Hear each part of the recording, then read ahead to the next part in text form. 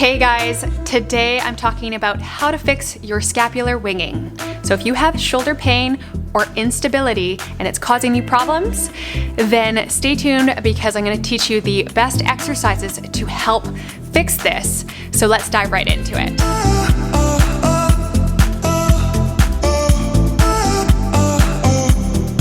Hey guys, welcome back to yet another video, the last one of 2020. Phew, actually, thank God. Let's just get this year over with. Anyways, hey guys, I'm Jessica, an athletic therapist teaching you strategies and tools for living a healthier and happier life by staying injury and pain free. So if you're new here, consider subscribing. So if you have a movement dysfunction in the shoulder blade, you can be sure that you're gonna have a problem at the shoulder itself. So they go hand in hand. Our scapula, or most people know it as our shoulder blade, if it's not in good health, it's a good indicator that our whole shoulder girdle is not functioning properly. And our thoracic spine most likely is also having issues. But the main problem usually with scapular winging is because of having a dormant serratus anterior muscle. And this muscle, what it does is it attaches onto our scapula and our rib cage. And if this muscle is not activating or firing properly, it is not going to allow our shoulder blade to stay against the rib cage. And so then what happens is, specifically when we reach behind our back and we try to do internal rotation and extension, we now have that shoulder blade pop off the back of the rib cage. And then the shoulder completely moves more into internal rotation. So this is usually what can cause other complications in the shoulder, like shoulder pain or tendonitis or lack of strength in the rotator cuffs, causing other injuries. So this is why it's really crucial to reactivate this muscle so that it's no longer dormant. We can have other mechanical issues, like if we've got more internal rotation in the shoulders or poor posture. This can also pull on our shoulder blade. Our pec minor attaches to the anterior part of the scapula, and so this can pull this all forward as well. But today we're going to specifically just focus on activating that serratus anterior muscle. So I have 6 exercises today that I'm going to teach you.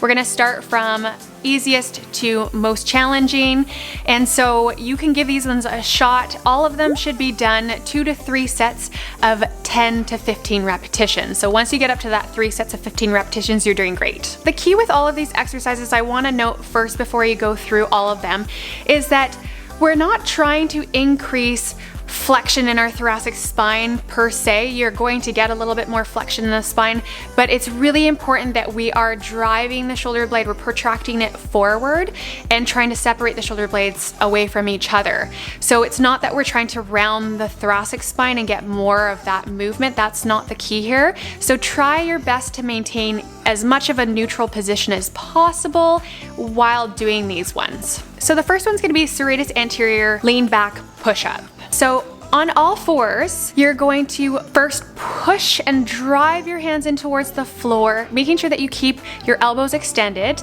and then sit back into a child's pose type position while maintaining that separation of the shoulder blades. So this is where we're really trying to maintain keeping that serratus anterior muscle activated while having our shoulders go into more flexion, and then come back up to all fours.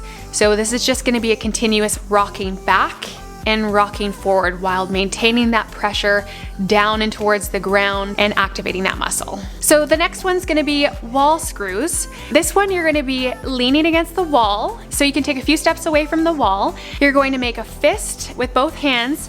Then same thing, drive your hands in towards the wall, separate your shoulder blades, and then you're going to rotate your hands into external rotation as you're pushing and maintaining that pressure, and then you're gonna rotate back, and then you can relax. Redo this movement, push, separate the shoulder blades, rotate the hands into external rotation, and then come back.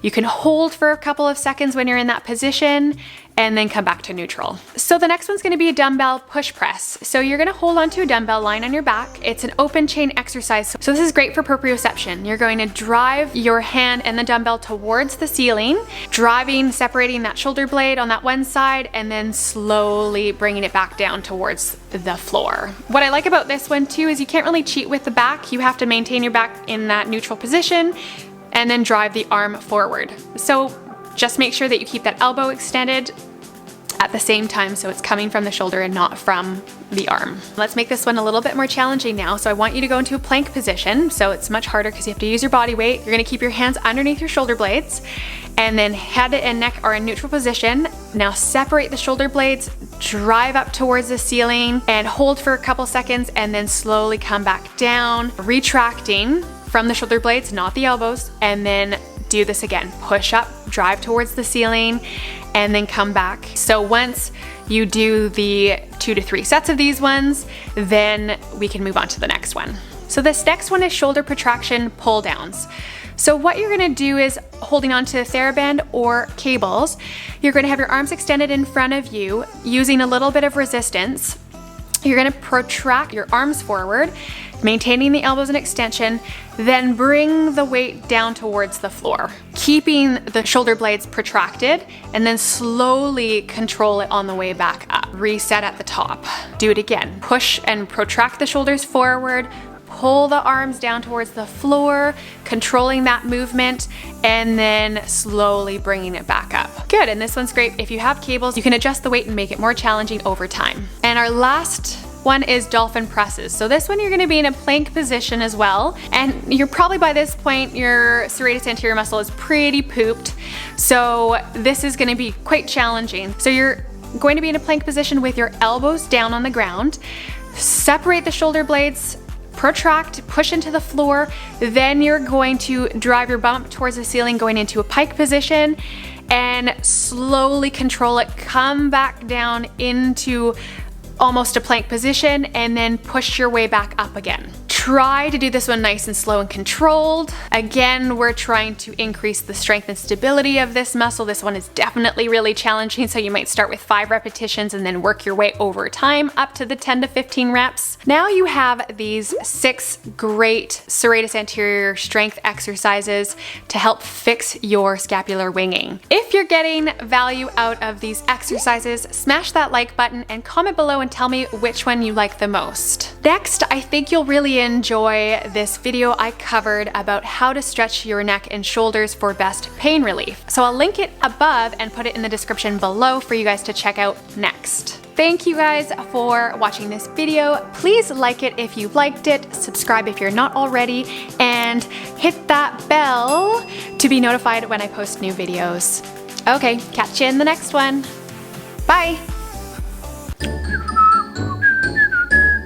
Is unstable, and I'm gonna show you teaching you the best,